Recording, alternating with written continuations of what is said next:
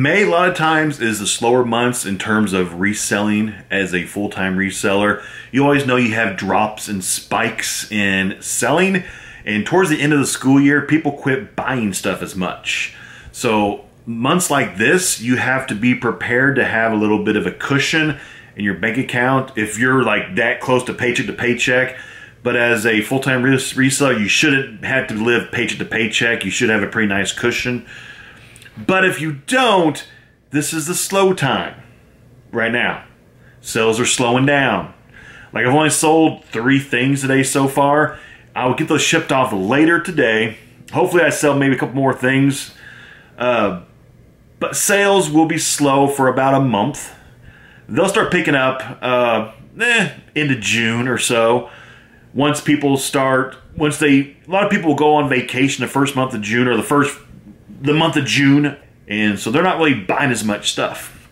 But sales will pick back up into June, early July. During this time, you just gotta kind of push through, and hopefully you got that cushion if you need it. But I did sell a pair of shoes today to a subscriber, so I need to box those up. I need to head down to the UPS store today, and I might stop off at maybe a Goodwill on the way back home afterwards. We'll see what happens. Let's get this day going. Sold this pair right here. Subscriber, I think his name is Travis something. But shipped these off to him. I'm actually doing an unboxing today. Got a couple pairs of shoes here that I need to unbox. Today was actually the first day in a long time I broke out one of my guitars ever since I had my surgery on my arm a few months ago. Hand is pretty much back to where it should be. And I decided to go ahead and break out one of my guitars. There it goes. Here's one of my pride and joys. It is my Gibson Epiphone by Zakk Wylde. Beautiful guitar. Might have to show you my collection here eventually. Just dropped off UPS and I'm at the Goodwill in Carmel, Indiana. Last time I was in here, actually, they told me, please don't record. So I've got to do this inconspicuously while I'm in there and try not to be told you can't record in here. It's free publicity for these stores. I think they're freaking stupid for saying you can't record in here. Idiots. But let's go so you can find my goal, make $20. Let's try.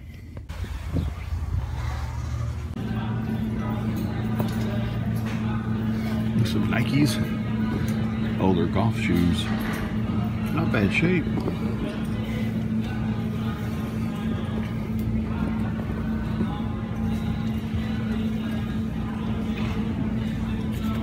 Here's some Anthony Hardaways. We found some pennies, size 10, pretty used. I forgot today was senior day. It's like half off or something, so this place is packed with old people today. I mean, they are everywhere. I don't know, I can't see them, but this is like hard to even shop in here right now because there's so many freaking people, and you know, some older people like kind of like don't move out of the way when you're trying to look. It gets frustrating. But I'm older too, so I have a right to complain, I think. Always got to check the vinyl because I collect it. I don't have much here today.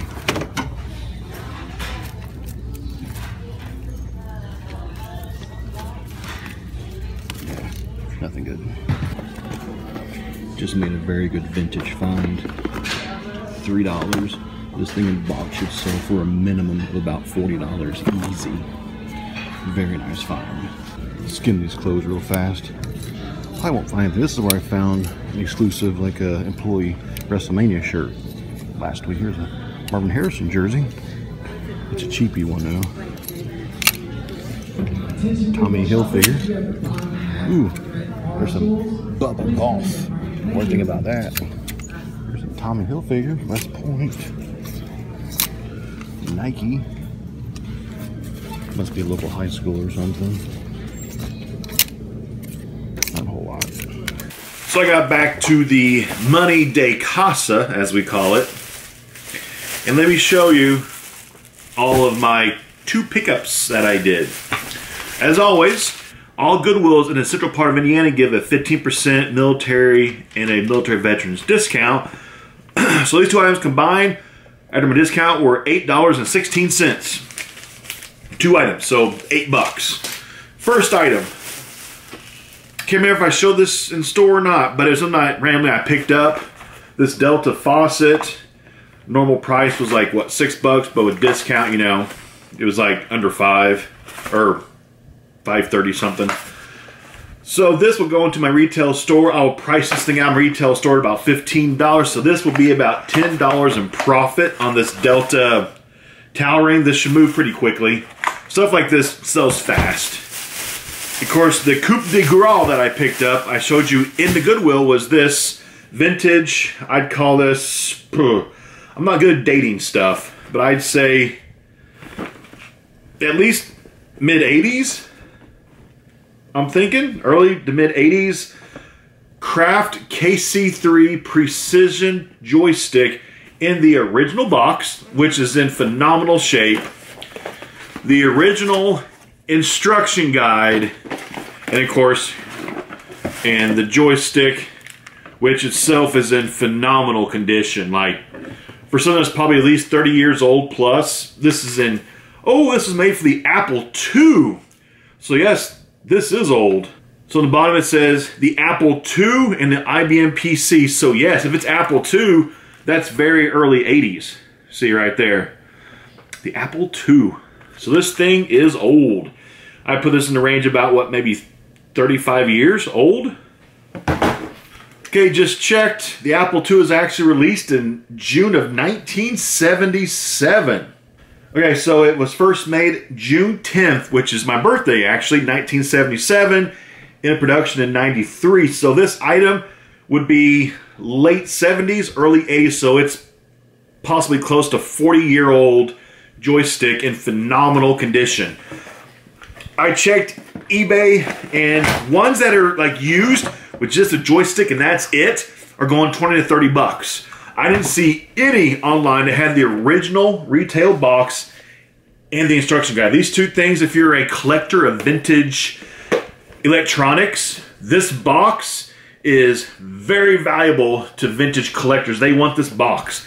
They want the instruction guide, because some of the vintage guys that collect this stuff, they will actually put it on display with the item, you know, like on top of the box, beside the box, like displaying their art per se. So fantastic find. I'm gonna list this thing on eBay for probably about $60, and I won't be shocked if I get close to 60, maybe 50, 60 bucks for it. So after shipping, original investment, this thing was only $3 after my 15% discount. I got this thing for just like $2.55, and I think I could easily make $40 pure profit on this item, maybe closer to 50, depending on how much it goes for. So between 40 and 50 bucks for this profit, pure profit, 10 bucks this profit. So my $8 have turned into about $50 of profit. Maybe as high as $60 in profit. But this thing, I think, I'm going to research this thing some more, but finding old vintage electronics in the original boxes, an instruction guide, and the actual item in phenomenal, I mean phenomenal condition. You can tell this wasn't used much, if at all, because the bottom of this, the little black parts that hold on to like your desk, they're not dirty, they're not worn. Like, this thing might not have ever even been used. So this pretty much might be like old stock, like new in the box. So I think, I don't know, I might have to list this for more than 60. I might have to go closer to like 80 to 100 and then just test the market. So if you want to know more about vintage electronics, hit me up below in the comment box. I can do some videos on vintage electronics because there are some big bucks in vintage electronics. Big bucks. Well, this isn't big bucks, you know, 50 bucks, but you know what I mean. You can make some easy money, and you can buy this stuff so freaking cheap because people don't know the value of this kind of item. So hopefully you enjoyed this video. It was a shorter one. We did a little selling, a little buying, taught you a little bit of history, and stay tuned. More videos coming soon. Make sure you subscribe to this channel. Join the clique if you want to be part of the reseller lifestyle. Always remember, do or do not. There is no try. I'm out.